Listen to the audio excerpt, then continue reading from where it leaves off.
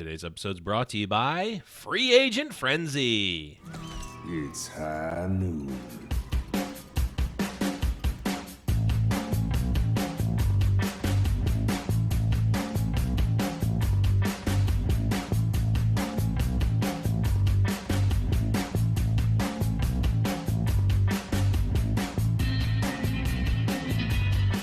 Hello, everyone, and welcome to High Noon Podcast, the competitive Overwatch podcast. I'm your host, Blevins. With me, as always, is Deathblow. What's up, buddy? Hey, how's it going? It is going well. We are officially into our, I guess this is our first week of, we didn't just get back from an event. There's no Overwatch, at least at the tier 1 level going on. Don't get me started about all the contenders and Gauntlet and all that stuff that's going on. That people are very excited about that, and you should be. And if you are, check out Blackwatch Report. Make sure to check them out. Getting that plug in real quick, early and often. But yeah, it's we are officially into our off season here. So yeah, definitely our first episode of off season coverage. The off season, though, man, we had needed a little time to recover. We get back from Philly and we're just too tired. We literally didn't get back in time for our normal recording, and then had to get back to work. It was just no way for us to put out an episode still full that week of cheesesteak. But man, oh, you're not kidding. My freezer still is too. But I'm going camping next week with a bunch of people from Philly, so I think I'm just going to bring them out there and we'll do those for lunch one day or something.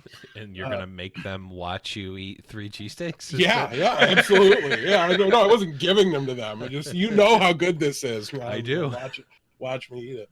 But the off season didn't wait for us, Blevins. So we're actually into the off season already.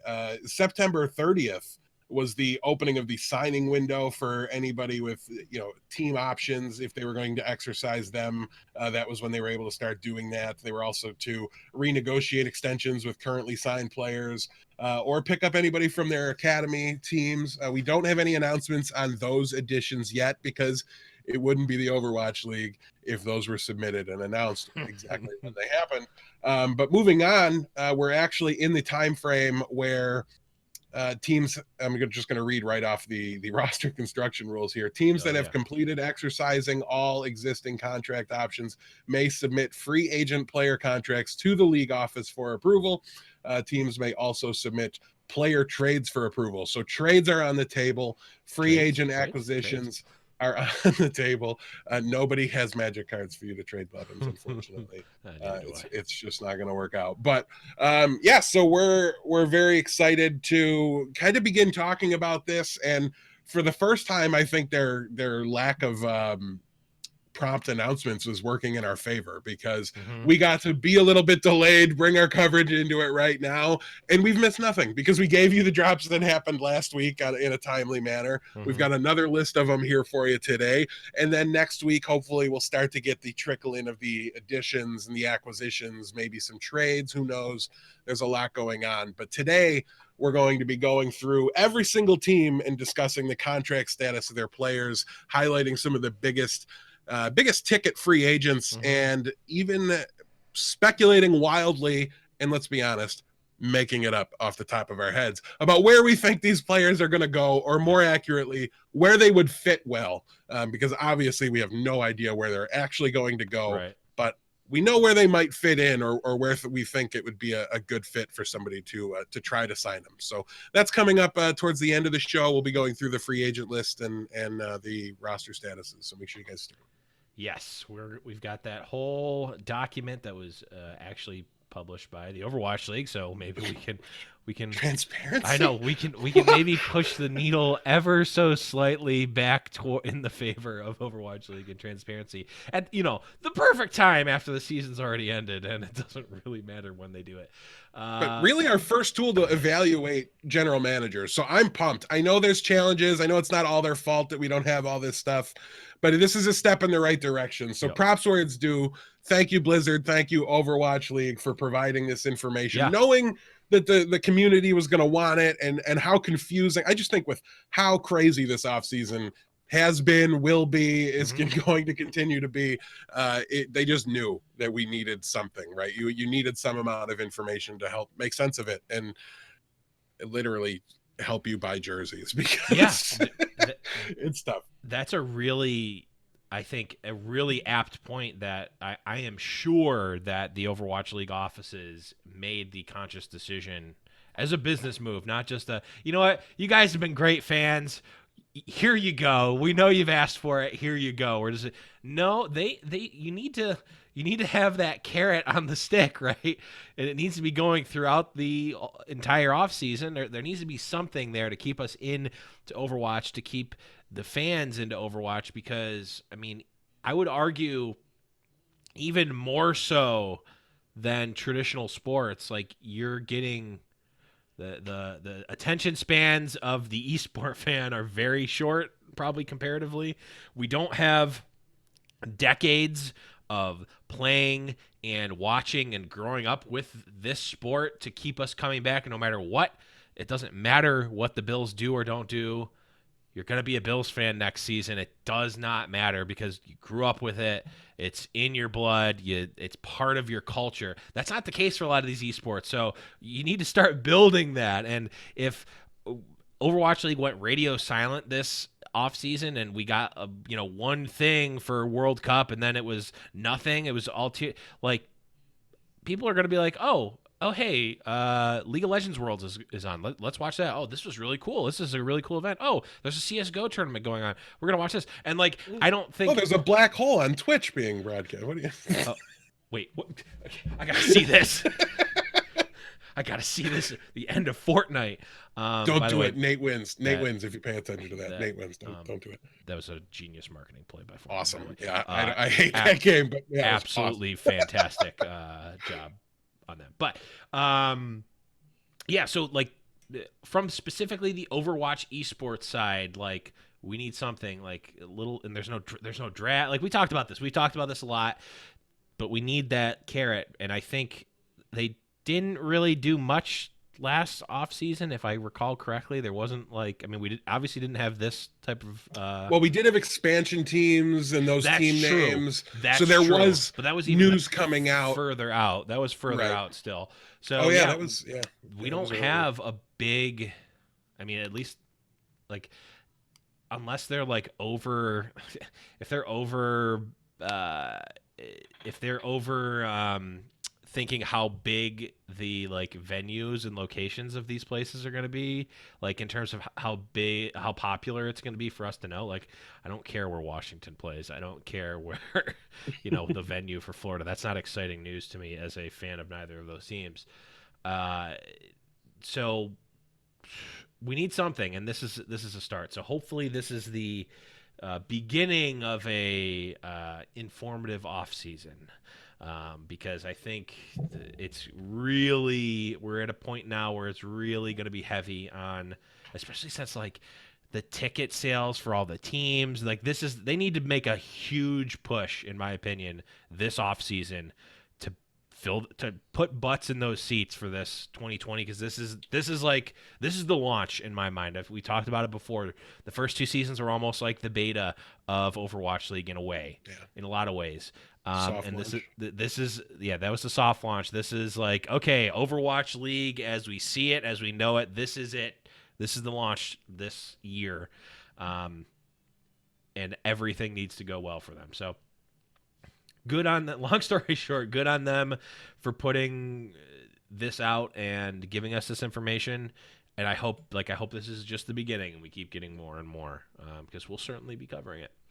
But let's jump right into, before we get into that report, we are going to talk about some actual releases and ads right now after this drop plays, which is going to be news. See, I covered it because I kept talking. Well,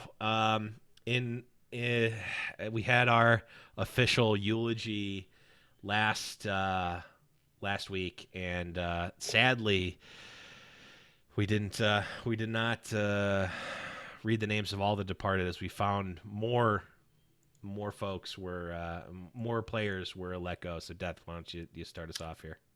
Yeah, more fallen heroes for sure. We'll begin with the Soul Dynasty. KDG, head coach. May he find a sport that doesn't need a starting roster and just always needs to shuffle your roster every single week. This one hits home for the New York Excelsior. Flower. Never really fully bloomed. Rip. San Francisco Shock. Nevix. Off tank. If the reaction from the other players on the team is any indication, he will be sorely, sorely missed. For the Washington Justice, Guido and Sleepy. Maybe slept on, but not forgotten. I think Guido was forgotten. Yeah, or should definitely didn't remember he was on the team. And to round things off here, Toronto Defiant. Say goodbye to Sharik, main tank, Aid, main support. An absolute unit. And an absolute unit. And I'm 37 DPS. Jon Snow himself. Melisandre, help! Help us! We need him back. Okay, get us Jon Snow. Circle of life. He did the full thing. It was you ascend to the top, but then you get to the end and it goes right back to the beginning. Right? Yeah, it's gotta work that way. He's lapping people though. Other Toronto Defiant news. It doesn't fit under the umbrella of the sad song segment of the show, but they did re-sign Roki to a 2-way contract, and so it sounds like he'll either be on the main roster, but I think more likely is he'll be playing for the Montreal Rebellion. Judging by the fact that Aid took his job and Aid was let go, and then Roki stuck around, it sounds to me like he's likely to be in tier 2, but we'll see. And Roki had some rough beginning to the season. He definitely got better and fleshed out a little bit. I don't think played as well as Aid did. No. But nonetheless, definitely showed improvement throughout the course of the season. So that's something you definitely want to see from somebody if you're going to keep him around in a developmental role or a 2-way contract situation. So I think a good signing there from Toronto as well, as long as they don't plan to start him full time as their main support. I'm plenty happy with that. Yeah, this was a CYA for Toronto. Roki, one of the more popular players for the team, at least. I mean, I don't know if he got the national popularity that a lot of the players do, but at least internally in the Toronto area, there's like the Roki fan club, for Toronto. Like they loved Roki from the beginning. So like many people stan Roki, that's for sure. Yeah. Yes. So just knowing that, I think they wanted to keep him in the organization. And like you said, he did show improvement, but I doubt that he's going to be a starter. At least I don't think he's not their first choice as a starter, obviously. Yeah, it doesn't fit with what they're trying to do. They seem to be trying to go more Western.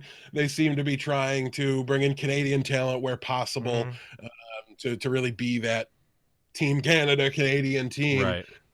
They're not willing to sacrifice in order to do that. There's plenty of strong performing Canadian talent in the league.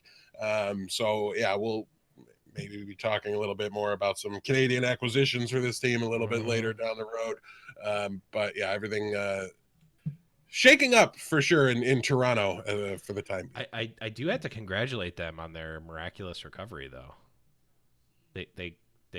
They lost Aid. They no longer have Aid.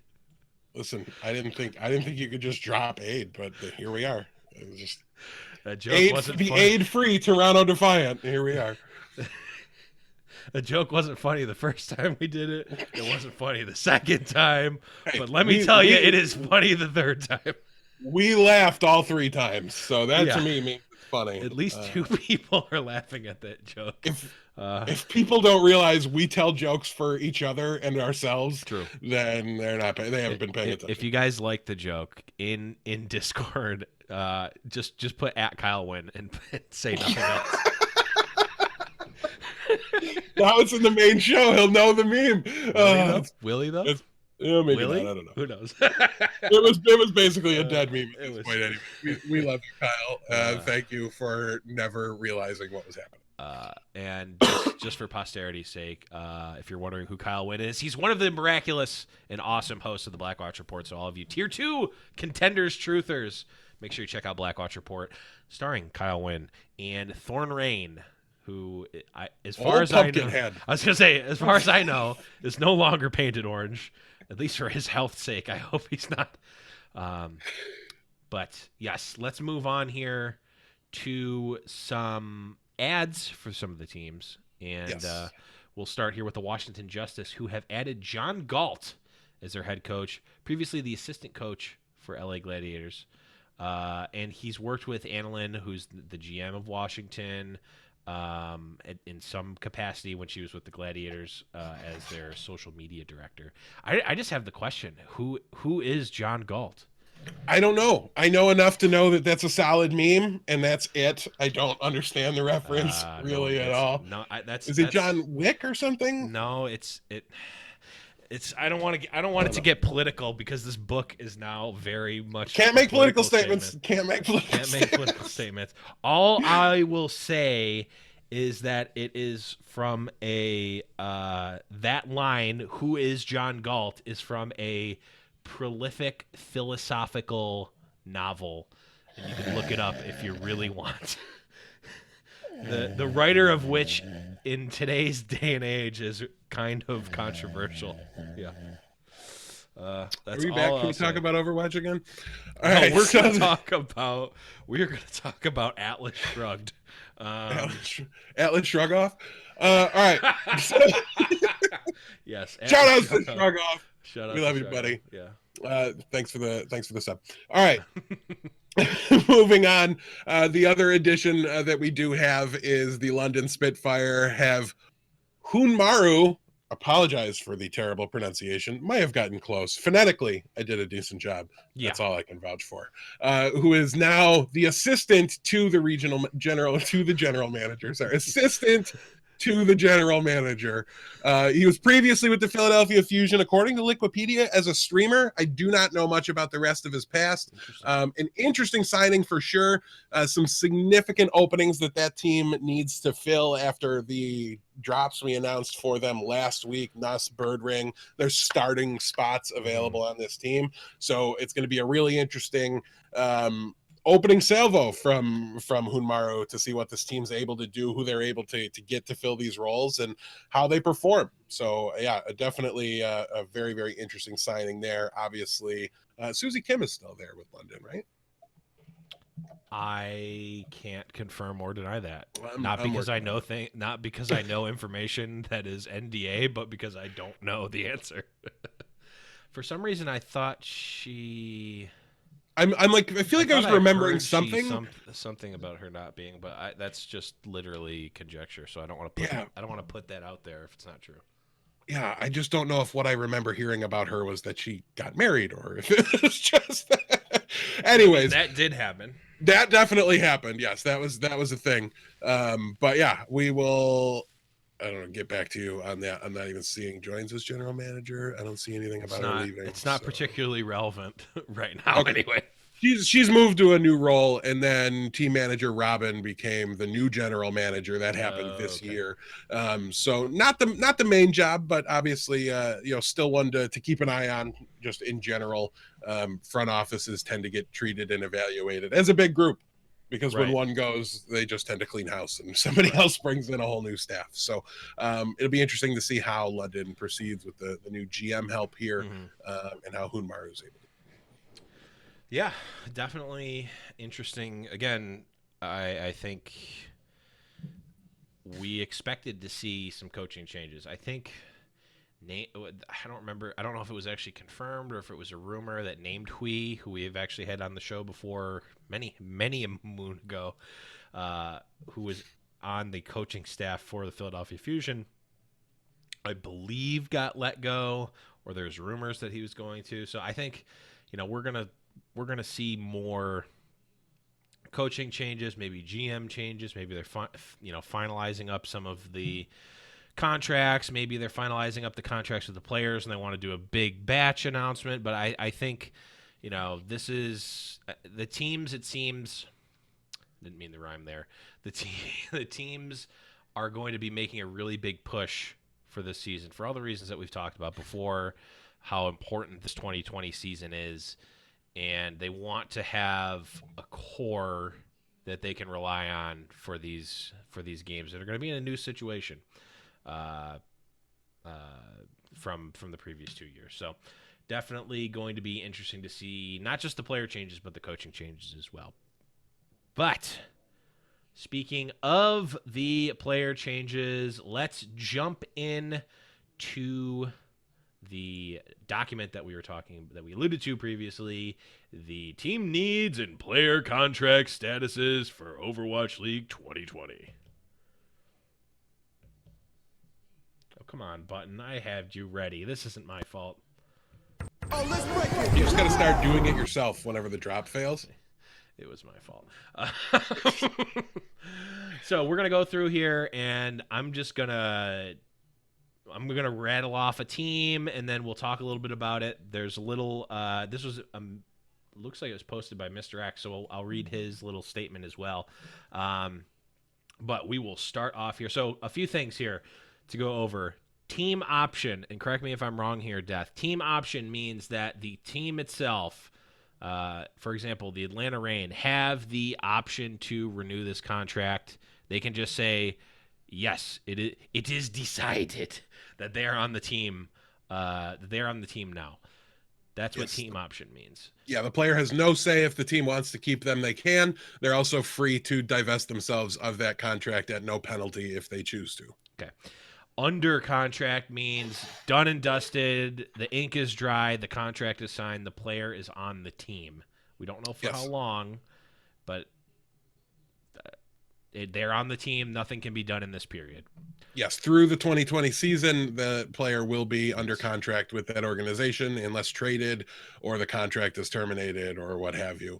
The team still has, but obviously there's penalties that are outlined within the contract itself. There don't have to be, but so they're under contract, and we should assume until we hear anything to the contrary that there's no circumstance where that player won't be on that roster. Okay. And then the last choice here is free agent, which means they can do whatever they want. They can get players free to re-sign with their current team. They're free to try out for other teams, negotiate deals with whoever they want to. It is completely under the player's control what they do going forward. Right. A couple of interesting notes about this article as well. We got a little bit more transparency, Death. I didn't even realize this. Mr. X writes, for the 2019 season, the average player earned $114K, comprising of a $97,000 base salary, $16K from prize pool winnings, and $1K from signing bonuses. The median player salary was $80K. The league minimum salary was $50K plus benefits. So the median salary was, above the minimum. That's a good thing, I guess, right? It basically was mathematically impossible to be any other way, really, I think, wasn't it? But yeah, it sure is. It definitely is an interesting insight here for sure. Just seeing how much of it's off base salary, how much of it really comes down to prize winnings, and really how much of it has nothing to do with signing bonuses, which apparently these players aren't really getting. Right. So yeah, I'm surprised by that. I would really expect to see signing bonuses pick up over time. That's probably where we'll see the most money kind of handed out to players. It's a free agency tool, right? It's, we might not be able to pay you as much per year, but like, here's 20 grand. Like, it's a shiny check. Yeah. Right. It's a shiny, distraction in a way. And really it's great for the player because it's just upfront money. You can cut me tomorrow. I don't care. I keep this signing bonus. Right. That's the way it works. So it's a great tool. I'm surprised to see that it's that underutilized already, but I guess that does make a little bit of sense in the first season, that there wouldn't have needed to have been many signing bonuses because you don't need that carrot, right? You got a lot of teams trying to stay together and players trying to pick where they were going to go. And I think that was much more important than the financial considerations, since there was that kind of baseline minimum salary to know they were going to do fine no matter what happened. And but makes sense. But yeah, I do expect in the future that to be easily the biggest thing boosted here over the next couple of years. Yeah, I mean, last season, obviously, a lot of the players had the 1+1, so a lot of teams maybe not looking to find that premier player that was a free agent. So you don't necessarily need that signing contract or that signing bonus. And and you think about a lot of the top players, they were already on their team from season one, or at least some of them were, at least. Yeah. So they didn't need a signing bonus. So yeah, that's actually really really interesting now that you put it that way. But let's move on here and talk about the team specifically. I wish these were organized in a way that wasn't just alphabetically, because that makes no sense for it to do. But it was probably easy to sort it that way. I can distill most of them down pretty well for you, except for the ones that we can't, and we'll just have to read one at a time almost no matter what we do. Yeah. But yeah. Yeah. Well, we've got Atlanta Reign here. We'll start with them. We've got Baby Bay, Daco, Dogman, Erster, FRD, all under team option. So that's the team can say, snap their fingers and say, you're on the Atlanta Reign this season, or they can choose not to. Funny Astro, already under contract. And then Gator, Masa, Nalar, and Pakpo, all under team option. So the Mr. X comment here, looking at Atlanta's roster, there's no reason not to just run it back. If any additions are to be made, okay, he's actually just putting in some commentary, so we don't need to read those. Sorry, Mr. X. We'll have you on the show to talk about it if you want. But I also think he put a sunny spin on just about every single one of the teams. Because he's writing it for the OverwatchLeague.com website and is employed. Right. So we don't need to do that.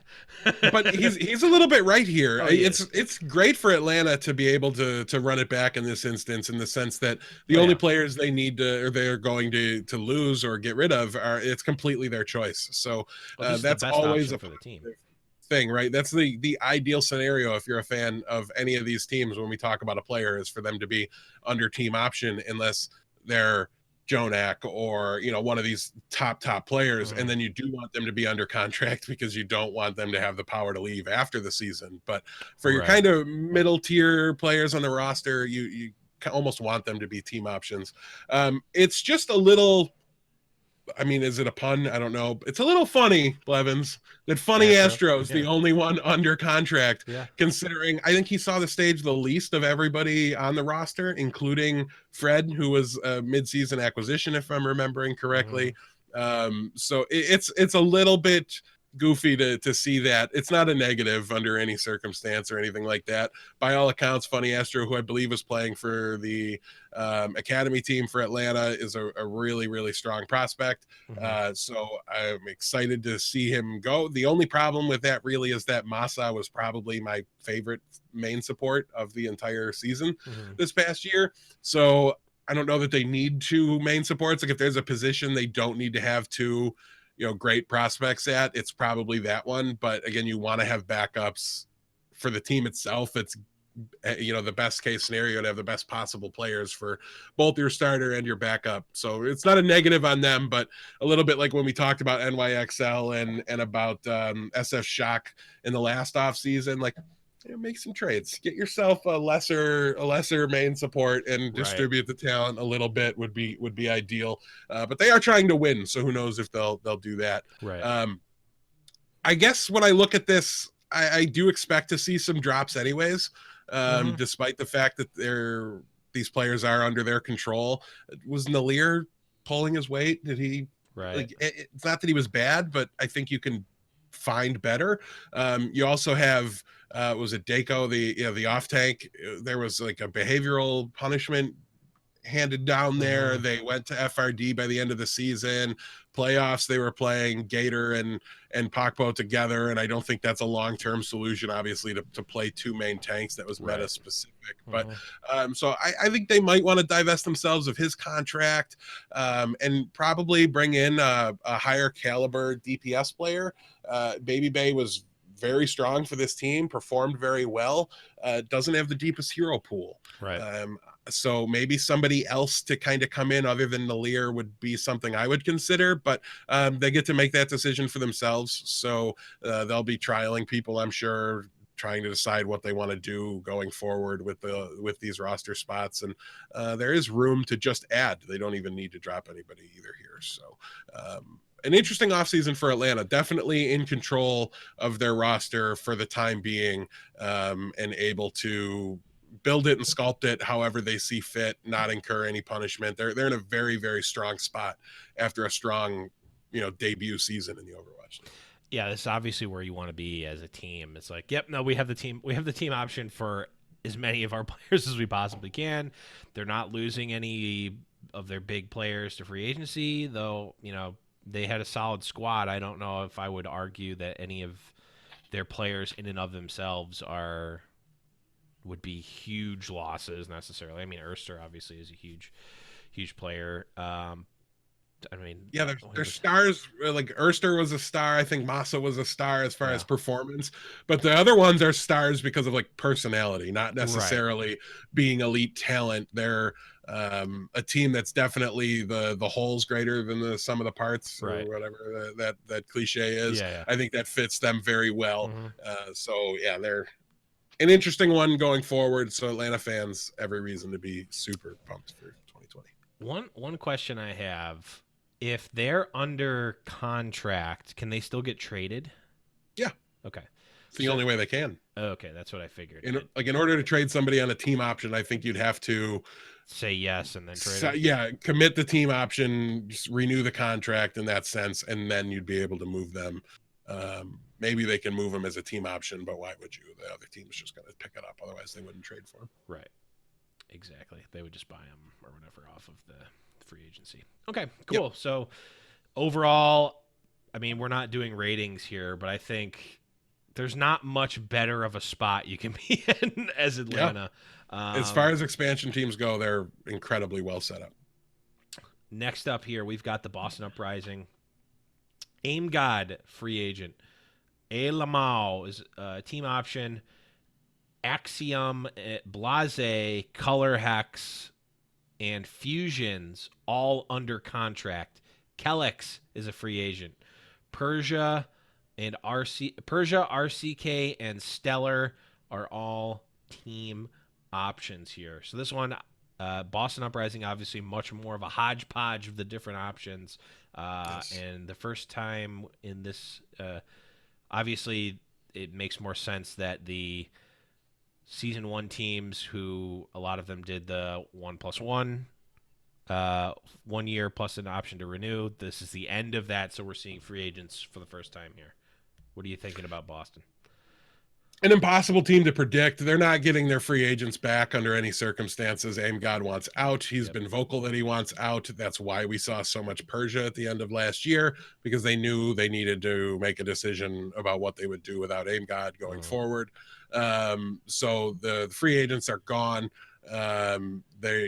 Players don't seem to really enjoy playing for this team. So I think it's as simple as this with Boston. If they think the player has a decent chance that they can prove to be more valuable than what they're paying and be traded, then Boston's going to keep them, or Boston's going to go out and sign them. If they don't see a profitability in them, I don't expect them to buy them. It's awkward. It's a little weird. I hate them, sure, but I don't think it's unfair for me to say that this team's not trying to win Overwatch League games. They're trying to make money. That's their first goal. That's the path they're taking to determine their success in the league. Everything they've done so far leads us to believe that's the case. So that makes them very difficult to predict in situations like this. But they've got a decent core here. They've got Fusions, and Color Hex was a solid player this year. Blase, a lot of these DPS players, they seemed underwhelming when you watched last year, but they spent most of the season playing tanks and brig and stuff. Right. So it's really hard to blame them for the poor performances on those roles.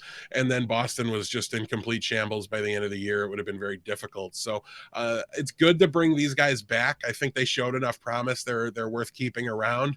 And maybe if they can stabilize the roster a little bit to the point where they don't have DPS players playing off tank and Right. 2-2-2 metas and stuff, maybe they'll be okay. As far as team options go, I don't think they were playing RCK in 2-2-2, so I don't know why you'd keep him around. I don't think Persia showed anything close to an Overwatch League caliber flex support at any point during his time on stage. Maybe they keep Ayla Mao because otherwise, with Kellex a free agent, they're just dipping into the free agency well, which could be a valid option for them. I don't know.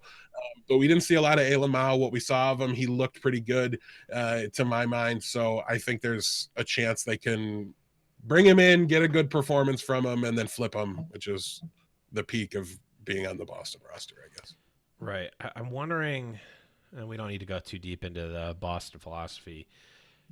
I'm wondering, like, what's their end game here? Because, like, just flipping players for some number of thousands of dollars, that's not, like, yes, it's making them money, but, like, Sure. that's just, it's The drops in end the game bucket. for Boston is pretty simple. Robert Kraft bought the team because he believes there's a greater than 50% chance that the league is a success, and his $20 million team gets to be sold for $60 million in 2 more years, and he's made $40 million at the end of the day. That's the end game. It's be a part of the league, make some money while we can, be profitable, and then gain value through the success of the league and then sell it. That is to me what their end game is. It's the only thing that makes sense. Otherwise, like you said, you'd want to build a brand that had a, you'd go we want to be the fan favorites, or Right. we would want to be the championship contenders, or that's the route you'd go with to define success and to make money in that regard as well. Like that's a profitable way. Both ways are profitable. One of them's just a little easier, I guess, if you have the scouting talent of Huck in your corner. So yeah, I don't know what they're going to do as far as their team options go, other than, Stellar is a complete toss up to me. We didn't get to see too much of him. But I feel like Stellar, Color Hex, and Blase, I feel like there's worse DPS tandems out there right now. So it should be good. Yeah, I'm interested to see what they wheel and deal and what they bring. I mean, it seems like they've been more on the, well, we're just going to bring players up from contenders, and like we're going to get these fresh players that are probably not going to be demanding as much as the veterans in the league. They might be able to get some not washed up, but bench players from other teams that are not taking these team options up. You can't have Fraggy. It's true. We No. told him specifically. Boston, no. We told him specifically on multiple occasions, including in person, just don't go to Boston. We can't follow you there. Well, I could, but I won't. Hashtag Beard Brothers. Yep. Yeah, I think Boston. The fun thing about Boston, taking the partiality away, is that even with a roster that on paper makes no sense and doesn't seem stronger, like they can still perform. They do. They regularly compete. It was only really the mid-season acquisitions, and to me, it was Note. I'm sorry. Note's a beast. He just was the linchpin. He was their best player when they got rid of him. Yep. And then by the time him gone, Aim God gone, it was just too much. All their top end talent, the carries were gone. Okay, and then all that was left was being exposed by exposing Persia and the DPS players on off tank, and like it became too easy to find the first kill or two when you were fighting against Boston for them to have team success. So they're probably not far away from being a mid-table team because listen, I hate on them a lot. Credit where it's due. Huck's a genius. I said it after season 1. If they overperformed, if they made the playoffs with the roster that looked that bad, then we have to just admit Huck's a genius and move on and go from there. And we're clearly there. Yep. So don't think I'm not capable of saying nice things about people that play for or are in Boston. I hate the owner. Okay, I don't hate the individuals. I loved Note even when he was in Oh, Boston. so you're saying you don't hate Tom Brady because he's not the owner? He's No, no, just no. He doesn't. He's not a Boston Uprising player. Okay? These are nerds that know nothing about sports ball, that don't know what they signed with. Okay, they don't realize. Like I literally had to explain to Note why I hated them so bad. He was like, "I'm from Canada. I don't know football. Yeah. What are you talking about?" Yeah. And I'm like, "Listen, you work for them. I'm not trying to ruin your opinion of your employer." I go, "But there's just been some shady stuff in football." So And it just so happens that he is no longer employed by them. and the owner hires sex slaves. So it is what it is. Go from there. I don't know. Do it that way you will. Yeah. Speaking of no, I've got no transition. This is a cold transition. We're gonna move on to the Chengdu Hunters. No relation to what was just said. Nope, not even gonna try. We're going with the Chengdu Hunters. This one's pretty easy. So, Ameng, Bacon Jack, Elsa, Gary, Jinmu, Jikuren, Kaio, Late Young, Yang Xiaolin, and Yveltel. They're all under contract. They're running it back. No options, which makes sense if they all did a one. Or no, actually, it doesn't make sense. It doesn't make sense. None of them did No. the one and one. Yeah, no part of this makes sense. Yeah, no, this makes no sense. Except the only thing that makes sense is that the agent of all of these players got these guys nice, juicy contracts to work multiple years. So, congrats on them. This is the opposite. From if we're looking at it from the team perspective, which makes the most sense for us because we're not picking a particular player to look through the lens of.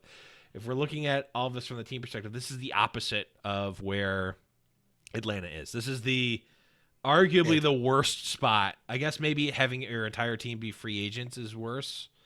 It's probably much worse. This is, I guess, the one of the worst spots. It's because here you can still cut people. You just have to pay them anyways, right? So, you at least have that ability. Okay. But now what we're looking at is instead you've got the perpetually average and mediocre Chengdu Hunters completely locked up.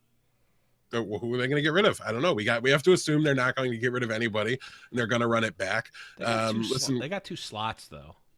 They do. They could make some additions, but nobody's got 12 players, I don't think, anymore, do they? At least no more than one or two teams do. Right. So it seems unlikely that they just fill up.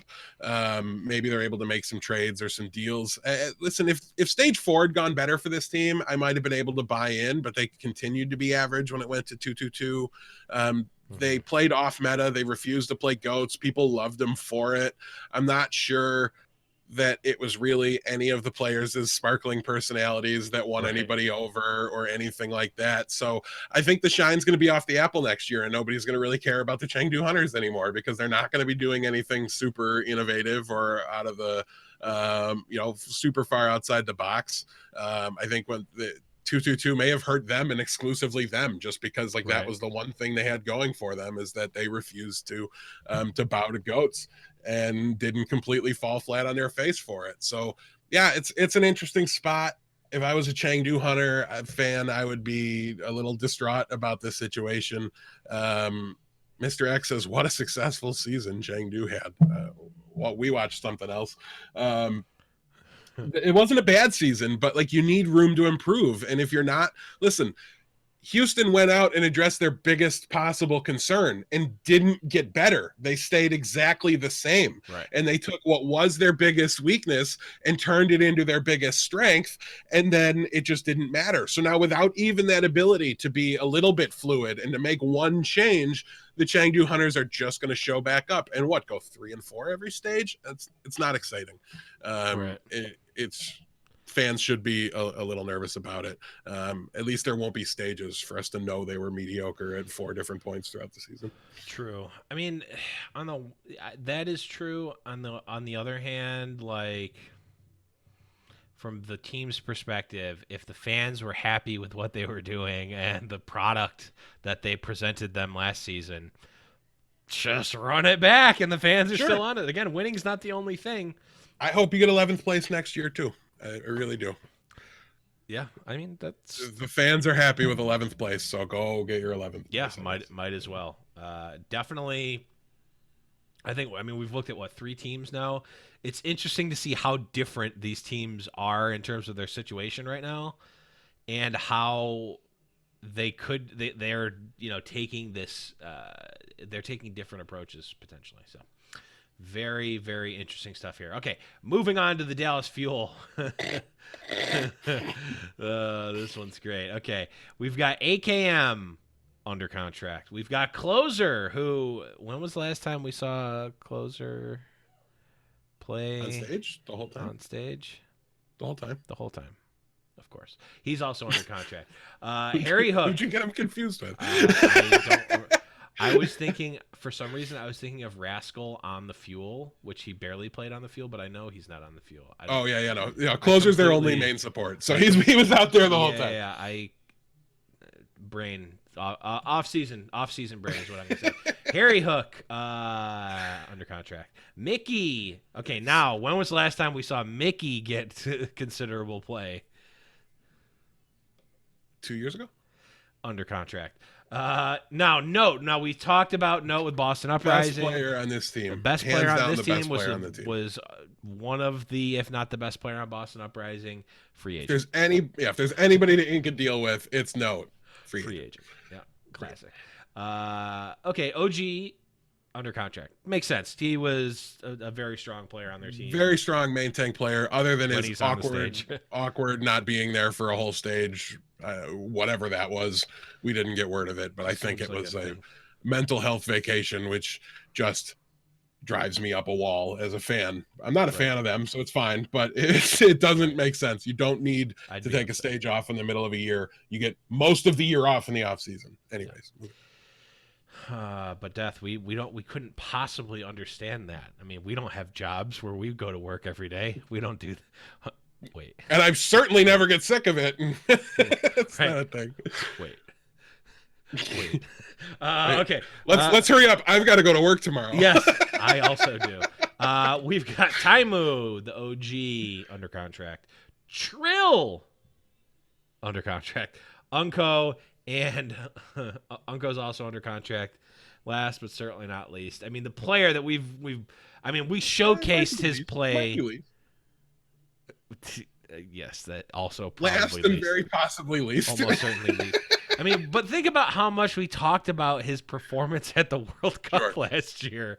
I mean, how great he did. We got Zachary. Got to be at least a team option, right? To be fair, a super strong Brig player.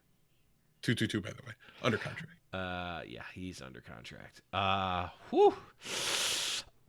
Can we get a yikes?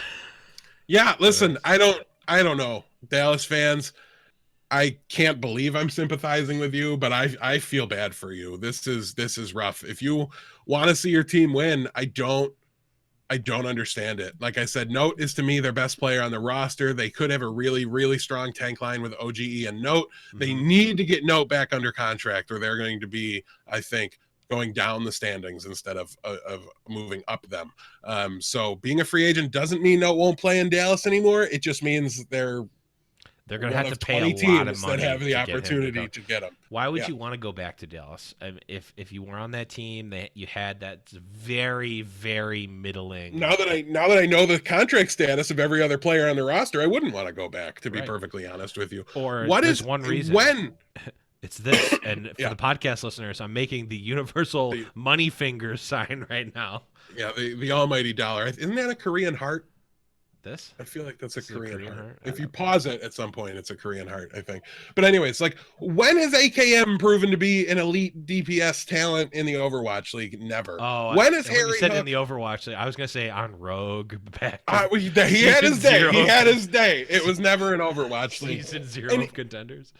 And look at the rest of the DPS score. Taimu hasn't been good since NV days, right? You've got not Trill, Zachary. We've already discussed, and I don't want to just pile on the kid because he wasn't ready to be called up, and we called it from the beginning that he's got a couple heroes that he can play at this level, but the DPS score is an absolute nightmare right now. Harry Hook might be their best DPS player. I'm just going to go ahead and say it. He's a support player, but he might be their best DPS player, and even he's not good enough. There's no room here with keeping these three for them to go out and sign 2 or 3 more that legitimately belong here. If you wanted to keep Zachary on as a bench player under a 2-way contract where you could call him up if his hero pools were good for a stage or something along those lines, fine, you can make that work. But you don't have the starters to support that. And Zachary is probably a starter on this roster. And then they're still exactly the same team with exactly the same troubles as they had previously. They don't have the ability to have RCK play Sombra, which was probably when they were at their absolute best on the season last year, was when their off tank was playing DPS. They're lost right now. Why are they under contract? They should have cut AKM, Harry Hook, Mickey, Taimu, Trill, and Zach. And they're just keeping every single one of them. This team needed to rebuild from the ground up. I would have kept Note in OGE if possible. Note very much might have just been on a terrible Boston contract, just waiting it out, wanted to hit free agency no matter what. Right. So I'm not going to fault Dallas for not being able to keep him. They traded for a player whose contract expired at the end of the year, and they signed everybody else. So to me, that says Note probably didn't want to sign. He at least wanted to take a look at free agency. So that's not a knock on the Dallas Fuel. It's unfortunate for them, but the only thing good here is that they're keeping the 2 players they should keep, which to me is OGE and Unco. And I think Trill's a very good backup to OGE. And you need to have a solid backup for him since he's already proven he might need to take a break. The pace of the schedule can be too much for him. And he might need a little rest. So you have to have a backup there. I think those 3 keeps are great. I think Closer's great. I think there's no reason to move on from him. He was fine. But they need 3 new DPS players. They need a new off tank. They probably should look to upgrade Unco if possible. Why aren't you shipping Unco to Paris? You know they'll pay too much for him because he's French. Right. So I don't like. There's just maybe that's the plan because he would have to be under contract in order to do that. I don't know, but we can't speculate too wildly and just assume they're going to do it. So yeah, the Dallas roster is lost. Nothing. They've not shown improve. How long since they've shown improvement, Blevins? They surprised us coming out of the gate and goats a little bit. They had little glimmers of it. I still points, but no. Kind of like their coaching staff, like the Arrow Jane combo seems pretty strong, but they don't have anything to work with. So it's just probably going to be an even rougher season for the Dallas Fuel. I don't want to. I'm just going to say it. Like instead of a roster full of washed up has-beens, they could have a roster full of young, exciting talent. And I think even your fans would appreciate that more than running back a roster to just lose a lot. I think they're going to bleed fans this season. It's going to be a rough time to root for the Dallas Fuel. I hope I'm wrong for the sake of every team that's good. If every team in the Overwatch League is good, the product is as good as possible, and that's good. I just don't see how that happens here. Maybe they can boot camp Zachary, just spend the entirety of the off season working with him and getting him up there. The potential's certainly there, but even that's not enough because who's going to play alongside of him? You can't. Like we saw how good London was when they only had 1 good DPS player this year, right? They flamed out, and that's with top tier talent at main tank, at off tank, at your other DPS line. And so those 1 or 2 spots being inadequate really, really hurt you. And there's 5 people that, in my opinion, are inadequate here. So it's going to be rough. Yeah, it's really interesting. Like how did this come about that we have players who are on a season 1 team that came from the beginning? Harry Hook, Mickey, not AKM, Taimu. That how are they already under contract? Did Dallas just like, oh, we just I guess if they signed like a 3 or 5 year contract from the beginning, which almost would make sense. They couldn't though. Everybody had to be 1+1. Everyone had to be. It was mandated that the first year contracts were 1+1. Expansion teams, I think, were like. So it's possible that Chengdu did 2+1. They literally went in and renegotiated deals with AKM, Harry Hook, Mickey, Taimu, Trill, and Zachary, not necessarily the case. He was signed after the fact. He could have just Right. initially been signed to a 2+1 or something Right. along those lines. But those season one guys, they purposefully went in, renegotiated deals, and re-signed them. And that's appalling general manager work, in my opinion. Yeah, Appalling. that's like what. Yeah, yeah, that's terrible. If that's the case, and from what we know, we have to assume that is. That's real bad because like, are any of those players like, if any of those players came up and said, "Hey, we're walking after this," Dallas just goes, "Okay," and Yeah. finds new players, and that's fine. Like, the only thing that would have made sense, which if this apparently can't have happened, is if Harry Hook, Mickey, and Taimu just played the, "Hey, we're the best team in the world right now," which they were. Guys, put your old caps back on. Dallas, formerly Envious, was the best team in the world, with the exception of Lunatic High, potentially, like arguably with Soul Dynasty. Like, remember back when we were saying Seoul versus Dallas, the opening day of the opening week of Overwatch League was going to be the greatest match that had ever been played ever in Overwatch to that point. For you new folks, you whippersnappers, that happened. Everybody, you look at the power rankings from season 1 preseason, it's Seoul. It was 1 versus 3, 1 versus 2.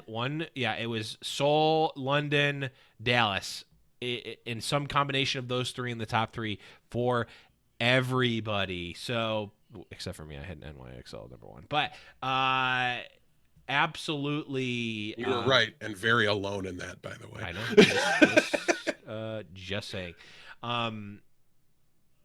But if that couldn't have happened, then Dallas was just like, "Oh yeah, no, these guys, they're gonna get better, right? Right? Yeah, no, you think they're gonna? Yeah, they will. Let's just go out of our way to give ourselves as the team worse contracts for these players that aren't performing." Thumbs up. If I'm a Dallas fan here, you should be mad. You should be mad at the organization right now. You should be an outlaw. Let's be perfectly honest with you. If you're there, it's very likely because of regionality. I mean, they've got one of the biggest fan bases. There's plenty of out of town fans of this team. To me, this is explained by this is a relic of old esports, because old esports as an organization, it was really commendable to stand by your players, and fans loved that. And I think those days are gone. The league structure doesn't, like, nobody, listen, I can use an NFL example here, right? A couple of years ago, the Buffalo Bills cut Fred Jackson in the preseason, and they just did it with LaShawn McCoy this past year. And people are like, "What? He's rushed for 1,000 yards for the last 5 years for this team. How can you do?" Well, here's how. Because he's 34 years old now. And Old Man River is going to fall down and break a hip, and then we're not going to have a running back anymore. So let's make way for the new kid. What about Frank Gore, though? Listen, Frank Gore is infinite. Frank Gore is all. Okay, I'm stealing a bit from another podcaster because you caught me off guard with Frank Gore talk. I wasn't ready for it. How impressed are you that I knew a fact that was relevant about football? Not when I'm the one that told you the fact. How impressed are you that I remembered a thing that you told me? Frank Gore is the exception that proves the rule. We wouldn't be having this conversation if Taimu was still Mr. Good Aim, right? It just wouldn't be happening. But it's a relic of the past. People get mad for 5 seconds when you cut a player they loved, and then the new guy pops off and they buy that jersey, or they duct tape the number to be the number of the new guy, duct tape over the faceplate and write on it. They do all sorts of funny things. It's brilliant.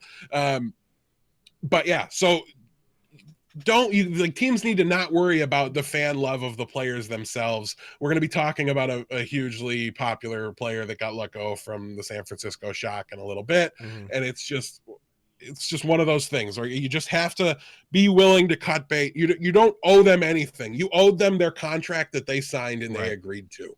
And as long as you fulfill that, and that includes cutting them and paying the penalty, or if you're allowed to cut them by terms of the contract with no penalty, you're just honoring the contract. It's not a scumbag move to cut somebody and fire them. It's responsible. You're like, to me, you should be responsible to the fan base, not your roster. But I don't know.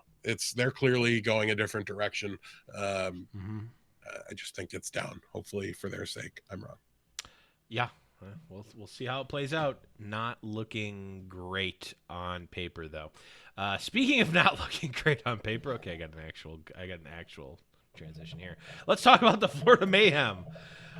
We got BQB, Byram, DPI, all on the team option here. We've got, and now, man, it's already, this next one is already making me think maybe Florida has this under control. Fate under contract. One of the better main tanks in the league, for sure. We've got Gargoyle, Hagopian, Carrion, Chris, and Rain all in the team option. As well as Swan and Zephyr also under the team option. And the last player here, Saya player, under contract. So they're keeping Fate and Saya player under contract. Everyone else is a team option.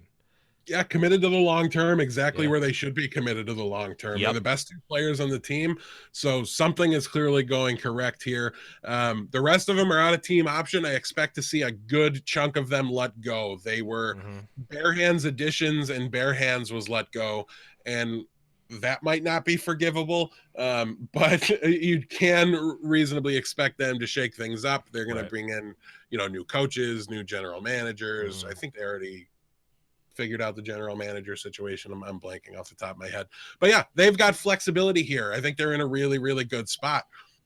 I think we can expect to see Zephyr go. I think Rain probably goes. Carry on. He's my wayward son. If he wants to remain a backup, or if they think he's good enough to be a backup, he'll remain. But I think like DPI probably goes, Byram probably goes. I think BQB is a solid keep. So there's a lot of room here. They can shape this roster however they want. They've not shown any ability to shape a roster, really, if I'm being perfectly honest. But that's the beauty of a new front office situation, is that you kind of got to reset expectations on that front. So I think you can reasonably be optimistic here if you're a Florida fan. There's a lot of room to move up, not a lot of room to move down, but just generally speaking, this is where I'd want my struggling team's contract status to look like. This is the situation I'd want to be in. Who's our best two? Keep them. I think Saya and Fate are build around players, and they're in a position to build exactly what they want, however they want around them. Keep Gargoyle, though. The dude popped. He was poggers. Keep Gargs. Also, Gargoyles is going to be on the new Disney Plus streaming service, so definitely keep him as a good luck charm. That has nothing to do with the team whatsoever, but I had to bring it up. Barely even know what you just said. Now, that's an older cartoon that you actually would have been young enough to watch. The Gargoyles, man. It's great show. I mean, I think this is technically not as good of a spot for the team to be in as Atlanta, where you have everyone on a team option. But if you factor in I think Florida made the correct decision with the two players that they have under contract.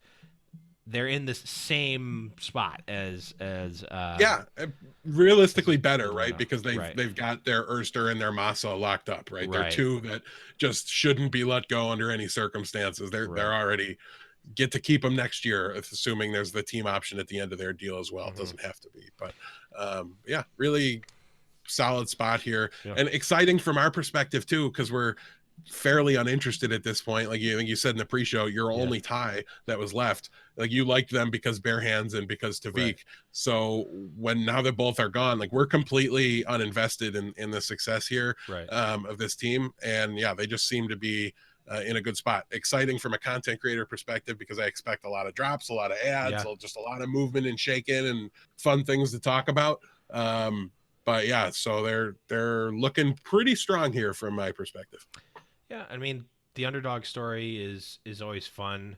It's just not as fun when that's the only thing people talk about and Yeah. history And being made every single game and and stuff. we're not even factoring in the fact that stage 4 was like an up stage for them. They were Right. playing well, winning matches, doing something they'd never done before. So whatever was working there in that environment, now they can keep it, add to it, shore up weaknesses with their bench. Do the possibilities are as endless as you can ask for here for Florida. Absolutely. We'll move on here to the Guangzhou Charge, where we have Bishu and Fraggy as free agents here. Not surprising considering the circumstances with which they came in. We've got Chara under contract, as well as Rio also under contract. The rest of the team, we've got Eileen.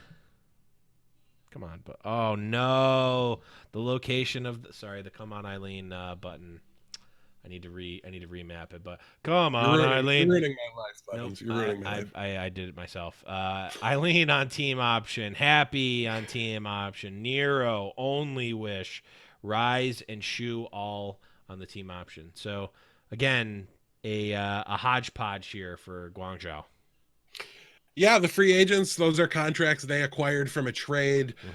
So they didn't negotiate them. They could have tried to renegotiate them, but I think those players want to dip their toes into free agency, see if they can find their way into a team where they think that the path to starting is a little clearer or a little more safe. Yep.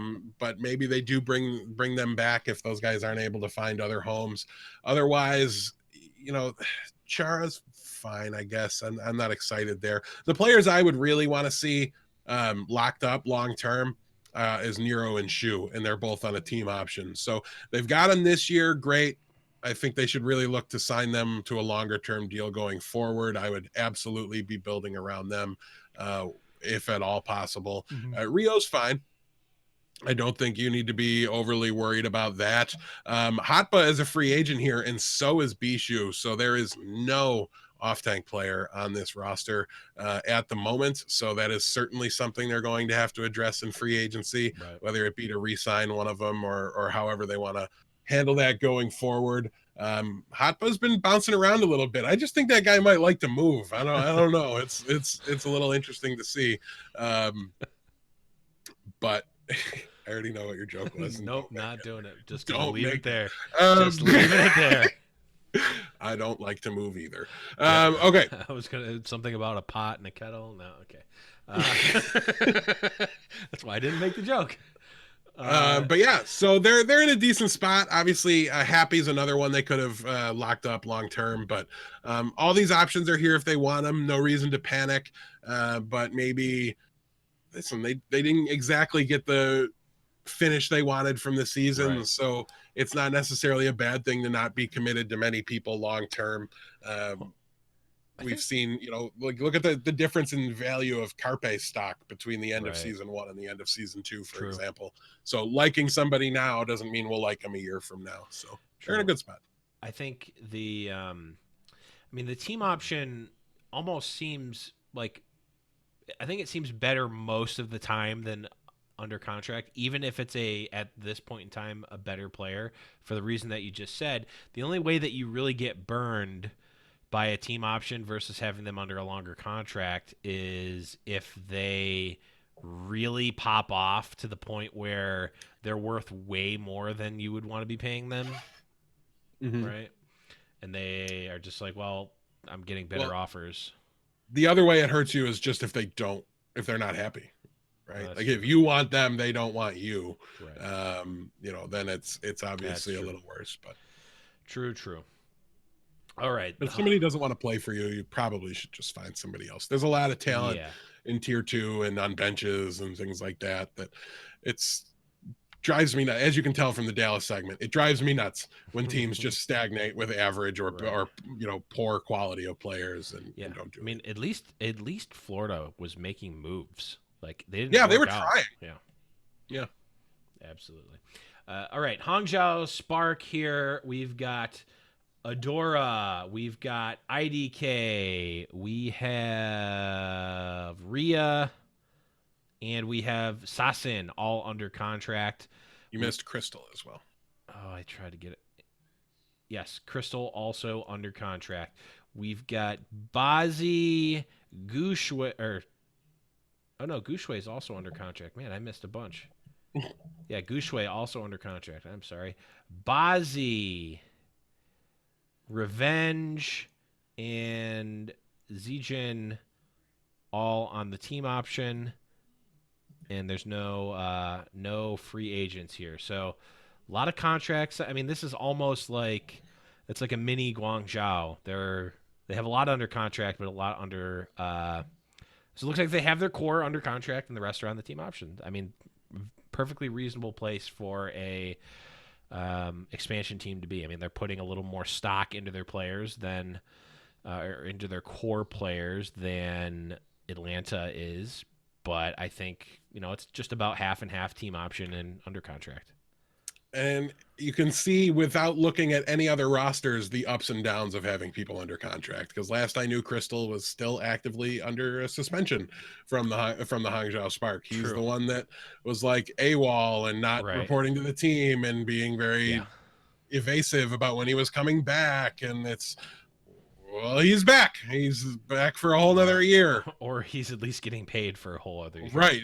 So it's not all sunshine and daisies there. Right. They really should probably just cut that contract loose and eat the penalty, whatever it is. But yeah, they've got options here going forward. Their backups are the ones that seem to be on the team option. So as you said, so it's in a really good spot for them going forward. I would probably not have quite all these players under contract already, but plenty of them. I mean, BB or Bebe, Godsby, Gushue, those are all, I think, no-brainers to bring back and keep around long term. So definitely a good core here to build around. And under contract doesn't mean starting. So if they don't like these players, even though they're here, they can be backups. And you want your backup to be very familiar with the other players on your roster, have some synergy, be used to the coaching staff and all those things. So yeah, when you see them under contract and they started last year, you tend to think they're going to start again, but it's important to remember that's not necessarily the case. Right. They're very much able to bring somebody in over them. And I think in this case, we'll see some additions here for Hangzhou that impact the starting six. Absolutely. All right, let's move on to your boys. Actually, the team that I'm repping right now, Outlaws hoodie. Houston Outlaws. We've got Arhan, Lol, Bonnie, Boink. Yes. Arhan, Bonnie, and Boink, all free agents. We've got Cool Matt, Jake, Linkser, Muma, Raucus, and Spree, all under contract. And we've got the Lonely Dante is the only player with the team option, again, which makes sense since he was picked up he traded from the San Francisco Shock. Yes. Now, he clearly did renegotiate something, whether it was with San Francisco or with Houston after getting there, because his 1+1 would have expired at the end of this year, and he would be a complete free agent. So he has renegotiated in some capacity. The support line is clearly going to be remade here going forward. Really, the only part about this that I think is a red flag is that both Cool Matt and Spree are under contract, and I do view the off-tank position as needing an upgrade for the Houston Outlaws. I would probably listen. Cool Matt, I don't care what anybody says, he's never not performed very well in a diva role. Okay, right now Diva's not really in the meta. So he's basically worthless, right? Like he's just not good enough on Roadhog or the Zarya, in my opinion, to be on the Overwatch League stage. I think his Diva's fine. There's room for improvement, but he's a pretty good diva. Going forward, listen, Jake popped off for a long time. He's a leader on the team. He's the face of the team. Right. if nothing else, he's like a mascot. You can't get rid of him, right? So I think that's completely fine. There's room on the roster with Arhan leaving to go get somebody that Right. supports the Jake Linkser Dante DPS core, which was great last year. I mean, we had we had Linkser underperforming stage 4, fine. We've seen him be inconsistent in the past. I don't have any reason to expect him not to get back. If we ever get to a hard stuck Widowmaker meta, this team would be lost without him. So you can't let him go. A lot of people are going to turn their noses up at Raucus, but they just completely discount how good he is at Ana because they Right. don't like his Zenyatta play, which is fair. But if you just go out there, how great would it be if Sleepy and Raucus were on the same team? Considering it's Sleepy versus Raucus in every single Right. Reddit and Twitter conversation ever, it would be hilarious to me if he showed up here and one played Zen and the other played Ana Moira, and there was just a clear delineation there. I think that'd be a great way to go about it. Yeah. So there's room for Raucus to be on an Overwatch League roster, and I think anybody that disagrees with that is, I mean, at least as a backup, right? If you don't even think he's Right. that good, you probably just irrationally hate the guy. There's plenty of players I'm the same exact way about. It's not a fault, but just Right. you know. Keep it in Anyways, moving on. perspective. Right. So to me, they're losing the support core, which is great because they need a shot caller to come in. I think there's a decent chance they might keep Boink. They've always been huge on Boink ever since signing him. It's really never translated to elite stage performances. He pops off on occasion, gets some big environmental kills and things like that. But Mm-hmm. I think they need that position to be the in-game lead, the shot caller for this team. It's what they lack more than anything to me. Hopefully they can find some room to make an addition at an off-tank position. Maybe, I don't know exactly where Spree's from, but when they're not able to get exclusively French players, Paris is accepting of anybody European. So maybe they can like trade Spree and bring somebody in. I don't Right. know. I'm going to assume they're attacking the off tank position because I think they need to. Spoiler alerts for the free agent discussion we're going to be having when we get through all the teams here, which we're going to have to pick up the pace quite a bit. Yeah, I was gonna say Uh, we might run through a bunch of these because we're yeah, like, not all of them are crazy either. So when they're all team option or something, we'll be brief. But yeah, so there's room to make some improvements, maybe a couple more under contracts than I'd like to see, but generally speaking, there's flexibility, there's room to improve, and there's a core here that they're building around. So Houston not in the best shape, not in the worst shape either. yeah. I agree, and I think they did.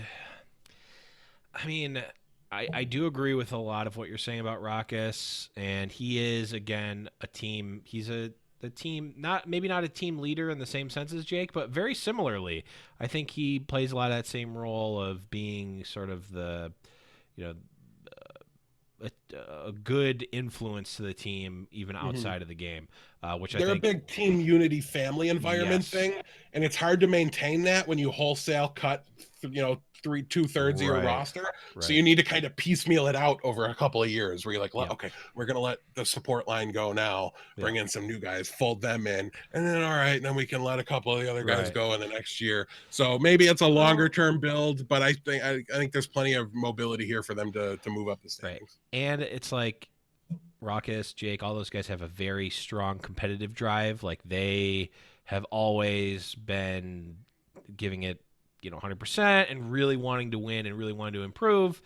And they can build upon that. They can get these new guys in, let these leaders sort of mentor them and get them into the fold, like you said. And then, who knows how long the sort of lifespan of these players are. Not lifespan, the career span of these players are going to be anyway. So maybe, they're going to be looking to retire from Overwatch League in some number of years. Who knows? I do know that going into the 2020 season where they're going to want to be traveling and all that stuff, they're going to want to have a strong locker room, not just a strong on stage presence. let's All right, we talk. really got to move. I just realized how many teams we still got. Yeah, we have a lot. I think what we're gonna do is we're gonna definitely talk about this team, this upcoming team, and then maybe jump to one other one that we want to go a little bit deeper in, and then we'll just post the link that you guys can read, and then we'll talk about our free agents specifically instead of going through. We can at least speed read through them just Okay. to give people the info. Yes. Okay. So Gladiators here. We were talking about L.A. Gladiators. Big Goose team option. Decay. Panker, Ripa, Roar, Shaz, all team option. Now here are the big ones: Hydration, free agent; Void, free agent; Sure4, free agent. Yeah. Some big names there. Definitely going to be a significant shakeup at the DPS core. Yeah. Obviously, likely to be a new off tank as well, with Void hitting free agency. Although he's played with Roar and Decay for so long, it's almost hard to imagine him going anywhere. But yeah, Shaz and Big Goose are going to be together at least one more year. That's great to see. All in all, Gladiators need to make improvements. They're not quite where they need to be. They're in the mix, though. In the mix for sure. For sure. But yeah, it's going to be curious to see where they go with this. I think they're a team with the most potential to move in both directions. They could either go from 6 to 1 based off a couple of moves, or they could drop dramatically if they make the wrong moves. So very volatile situation for the Gladiators. Doesn't have to be a bad one, but going to be fun to watch. Yeah. And I just want to point this out. Sure4 is a Canadian player. Canadian DPS player for a team that is cutting some DPS players and maybe from Canada. Okay, let's move on here. Here's one we might speed read. LA Valiant. We've got Agilities, Custa, Kariv, KSF, and Space all under contract. Fact Fiction and Fact Fiction, McGravy, and Shax are all on the team option. Nothing really out of the ordinary here for me. No, they rebounded well. Yeah. I think the right players here for the maintaining the core are there. You can't lose Custa. They love Kariv. I'm not as sold on most people on Kariv, I think. But yeah, and then team options, right? And it's a small roster, so there's inherently room to make some additions. They're 7 players? 1, 2, 3, 4, 5, 6, 7, 8 players. So plenty of room to make some additions if they need to. Evaluate them. They like to make trades. They've shown that a lot. So there's a lot of flexibility here from a Valiant, and then there's also a core. 222 was kind to them. They maintained success. Stages 3 and 4. Did miss the play-ins ultimately, but wouldn't have been even on the bubble if it had just been the stage 3 and 4 metas all year long. So don't have to worry about goats anymore. Ding dong, the goats is dead. So yeah, I think they're in a decent spot for sure. Probably right in the middle of my power rankings, just like always, just like they literally always are since before Overwatch League. Next up, London Spitfire. We've got Bedosin, Fury, Gesture, Krillin, and Prophet all under contract. Birdring is a free agent, and we know is gone. We talked about that before. Guard is cut. Guard, technically Nuss free agent, cut. Yep. Nuss, again, free agent, cut. And then we have Quartermain, and that's it for the team option. We got Quartermain as a team option. It's Quatermain. You're making up an R. It's a dumb name. Quartermain is the team option. Got it. Yeah, listen, elite players in Bedosin, Fury, Gesture, and Prophet. That's a hell of a core. They've divested themselves of the players that were their weaknesses. They've kept the players that have been their strengths.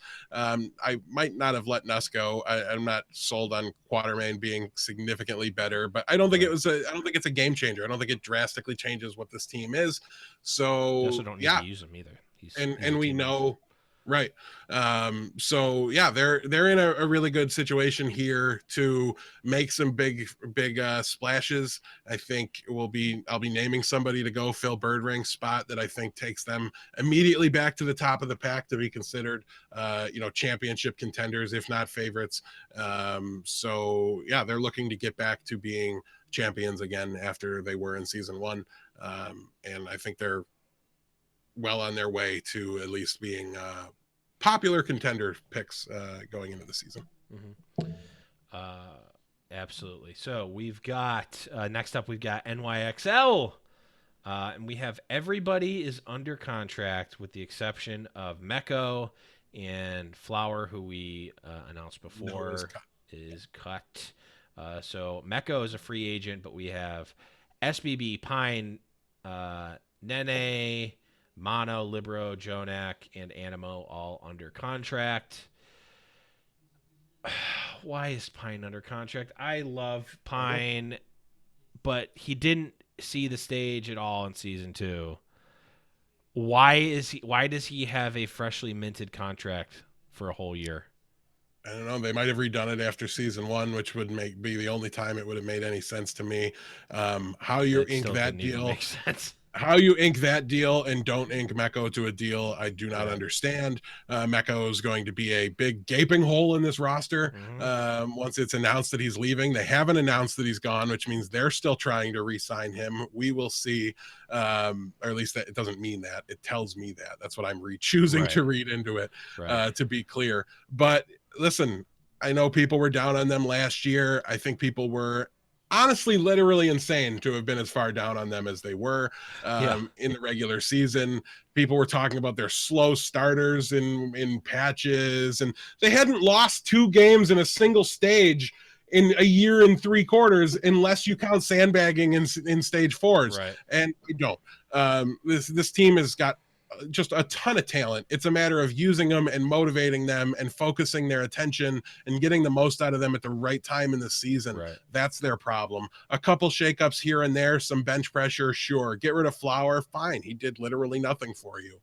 You could do the same thing with Pine, who literally didn't touch the stage this year. But there's enough room on the roster to make an addition here or there. They have to address Meko, and they have to do it with a top tier off tank player, or this team's going to be worse. But we'll see what they're able to do there. I don't think they'll have any problems attracting free agents unless they're cheap. Yeah, I got nothing to disagree with here. Why?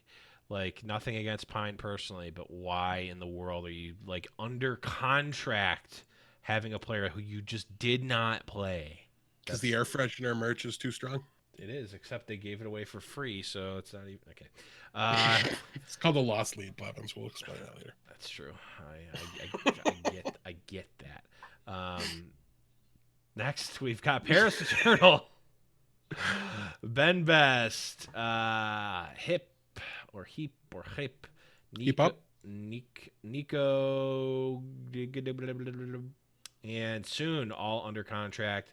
Shadowburn, LH Cloudy, Cruz, Gray, Finzi, Danye, all team options. Anything crazy here for Paris? Yeah, that they signed all these players to begin with. I've never been excited about this roster. It's very whatever. The best goats team in the world. Just the best. But they weren't. And they all seem to be coming back. We haven't heard about any drops. There's plenty of team options here that they can consider cutting. Got to keep Cruz.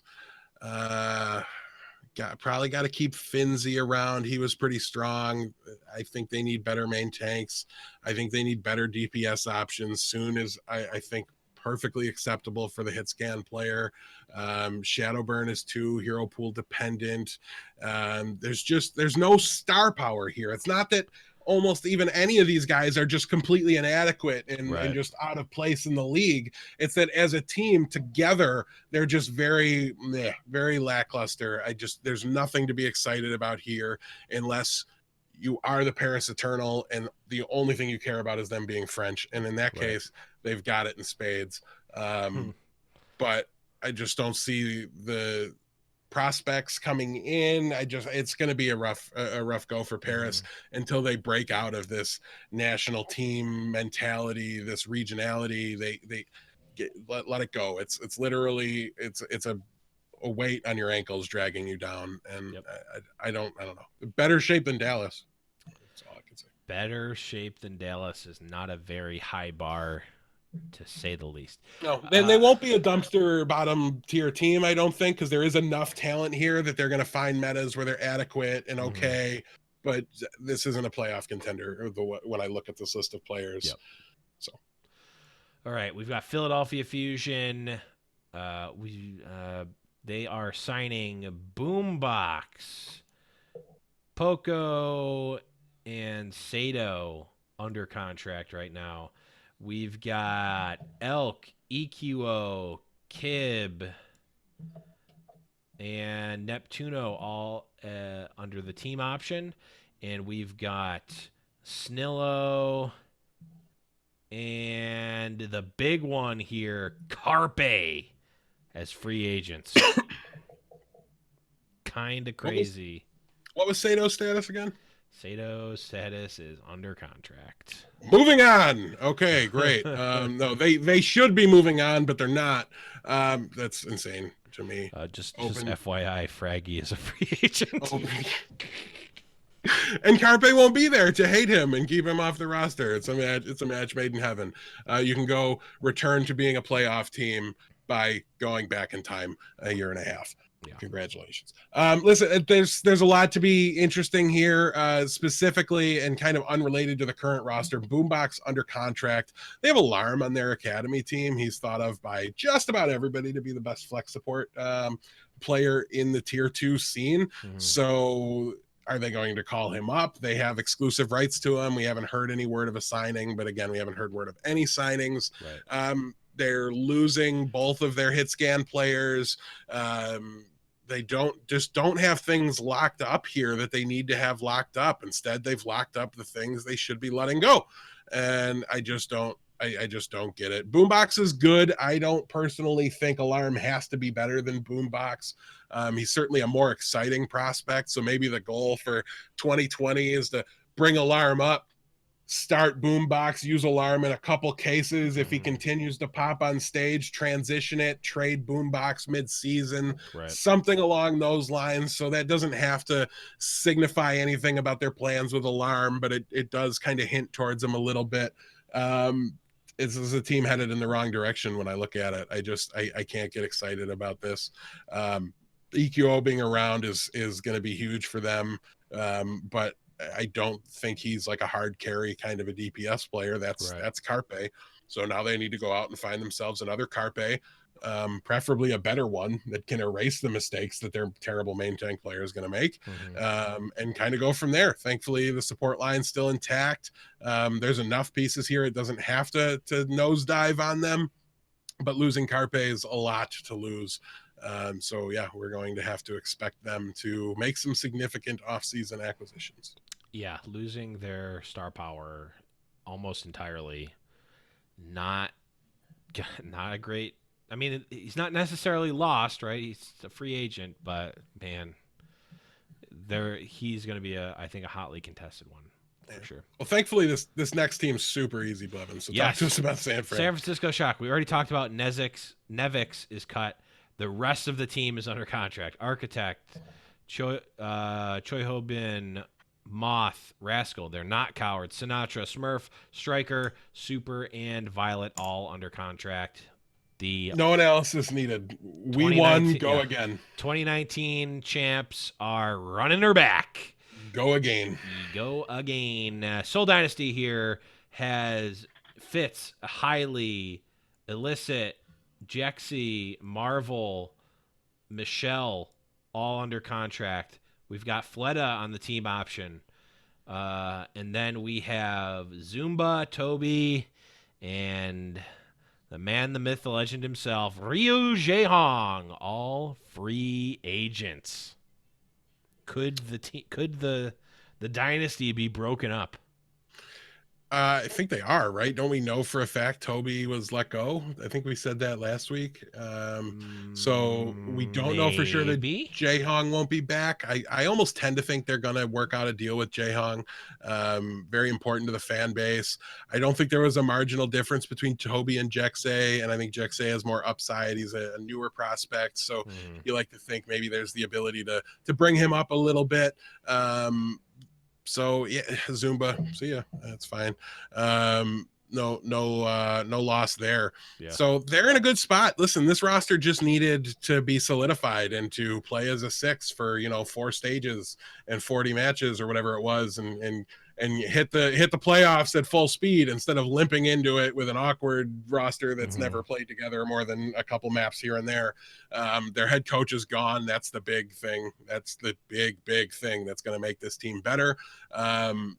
As long as they can lock up Jae Hong and keep him, or maybe go get Aim God or another free agent or something along those lines, they'll be in a good spot to continue to be a top half team. Right. And hopefully solidifying the roster, playing the same 6 was a coaching decision and was not an organizational decision, and that's gone by the wayside. I think that alone levels this team up again, as long as they keep Jae Hong or find a same level or like an adequate replacement up to his. All I'm saying is even though the players that are under contract are not, in my opinion, the best lineup they could run, there is only 1, 2, 3, 4, 5. There's only 6 players under contract, so maybe they just cut everyone else and make no acquisitions and just run the 6 so they can learn the hard way to only play those 6.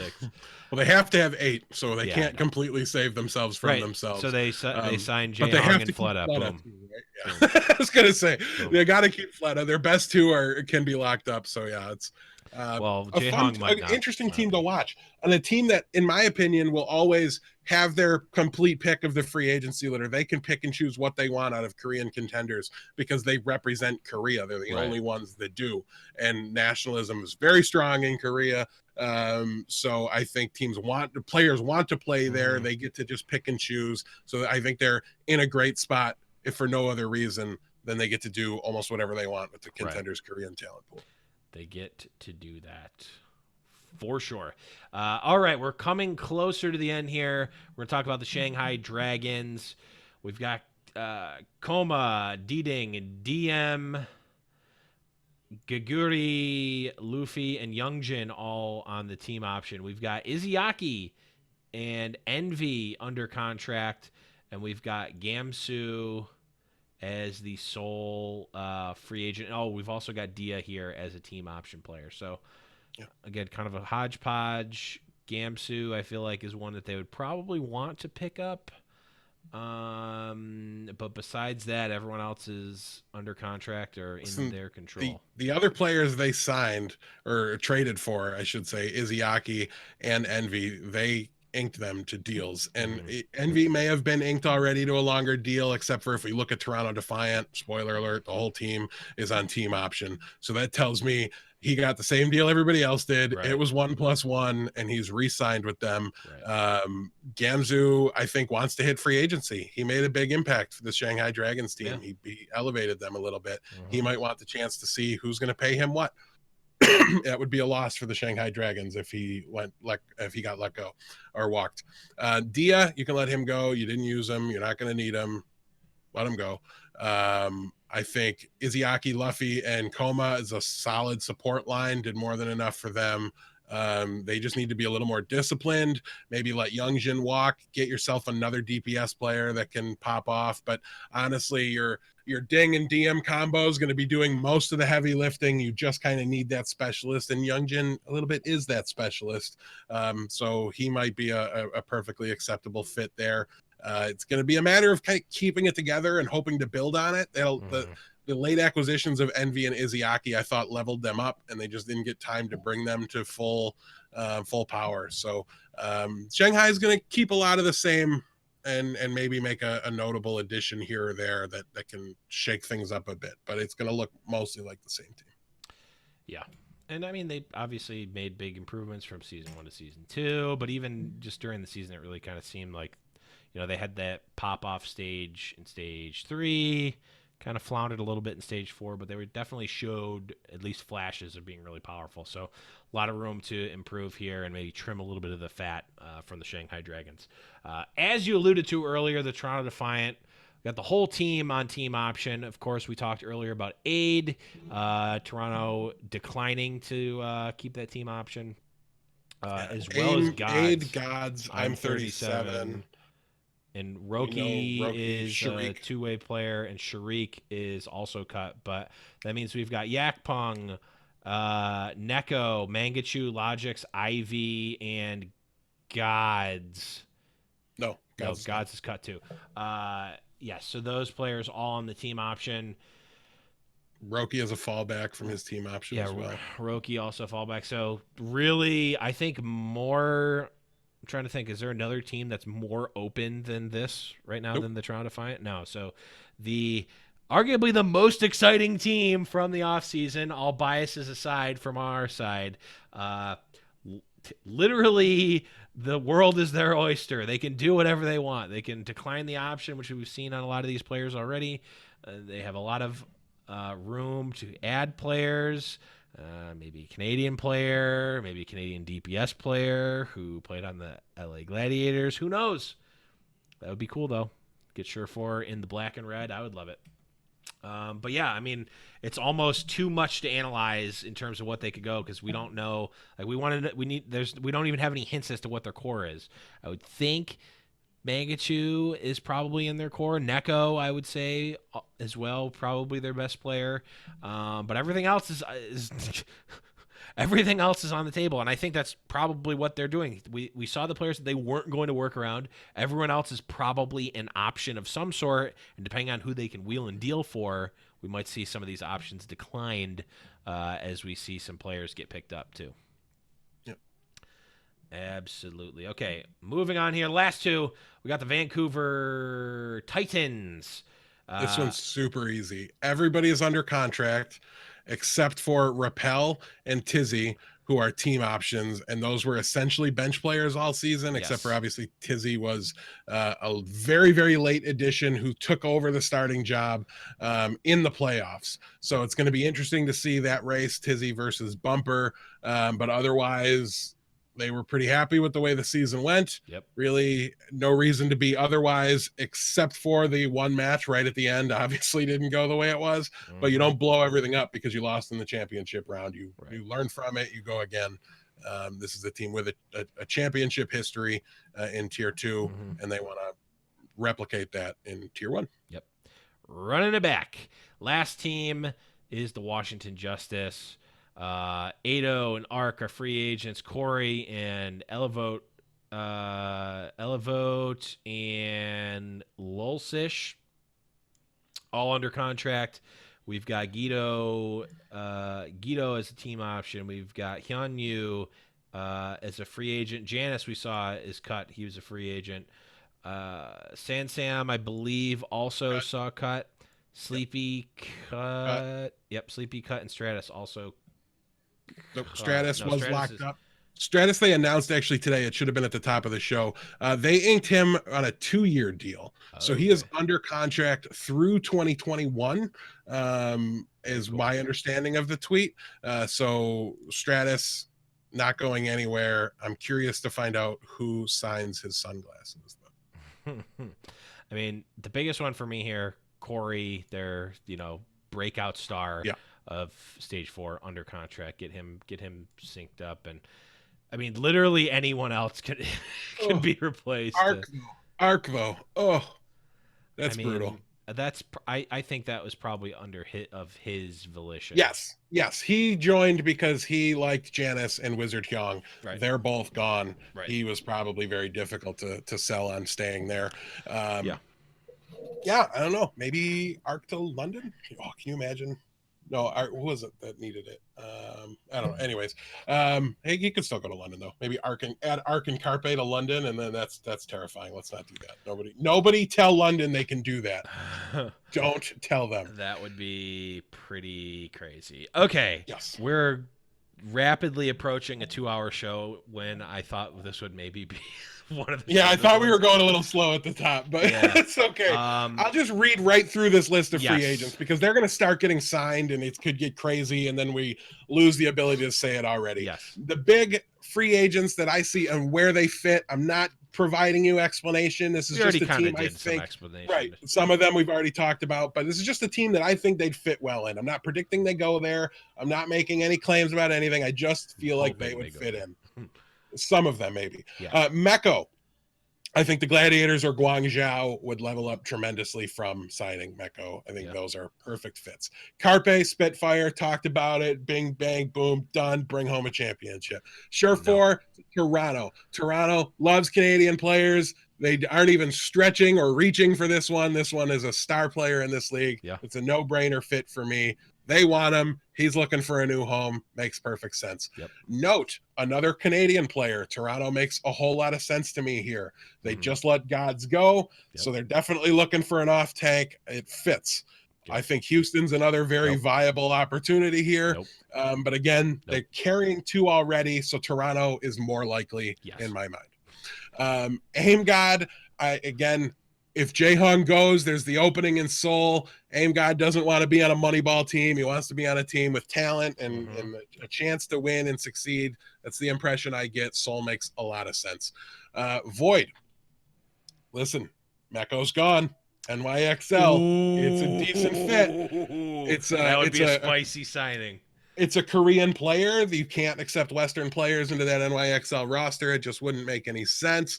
Also, I'm going to call him a possible Guangzhou addition here as well. Experience with the bilingual roster. It just kind of fits, but it might just be the second Gladiators team. And I don't know what drives him. If it's money, all bets are off. If it's championship potential, he should probably just go to New York.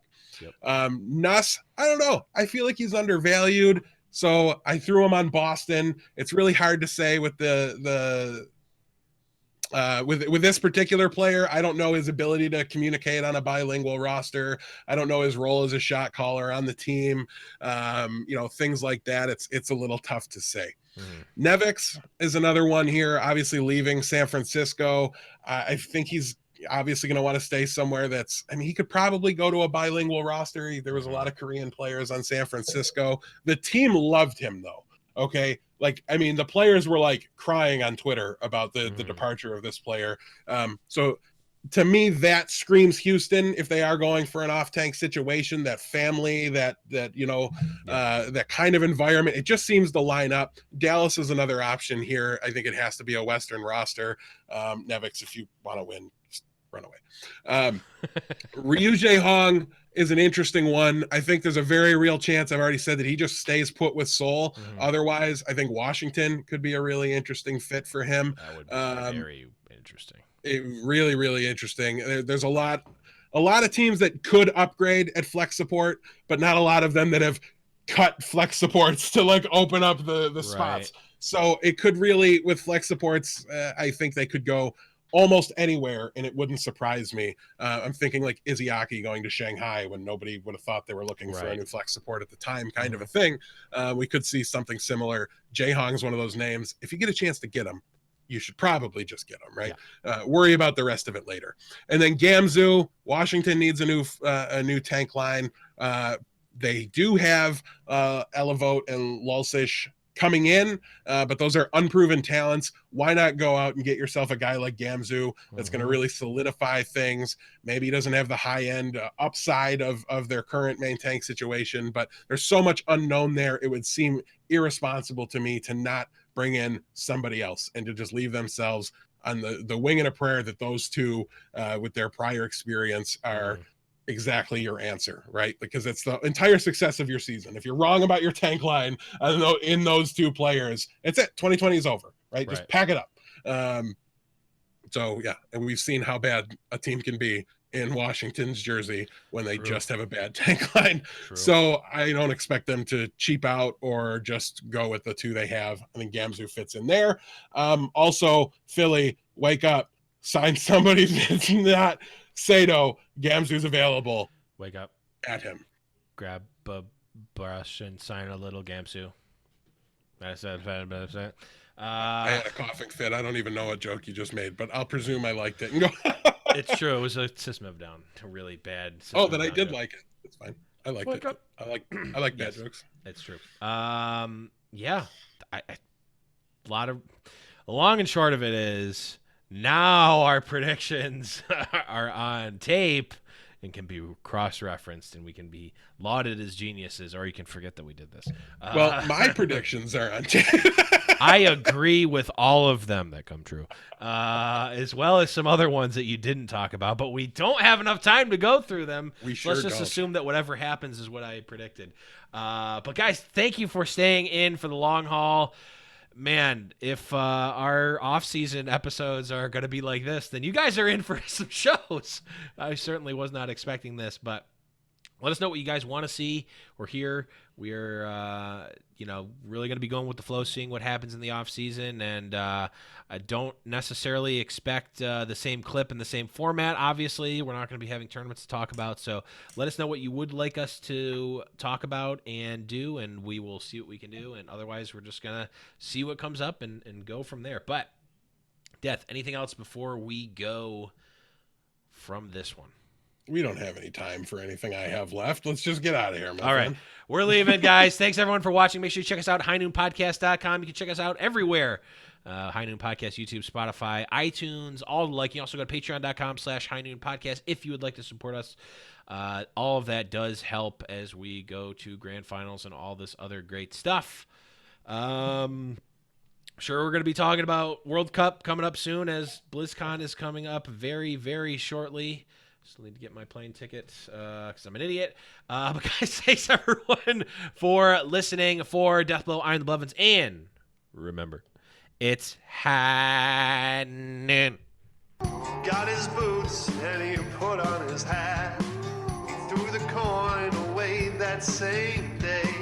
It's in his past and he's not looking back. He says, finding mine now, God's my way. He's not good, but he sure ain't bad. He'll make amends for the sins that he has. He says, I'll change the world one bullet at a time till I find mine. Oh, you bring up a good point that Omnic Noon is coming up soon. Omnic Noon. We got to plan this one.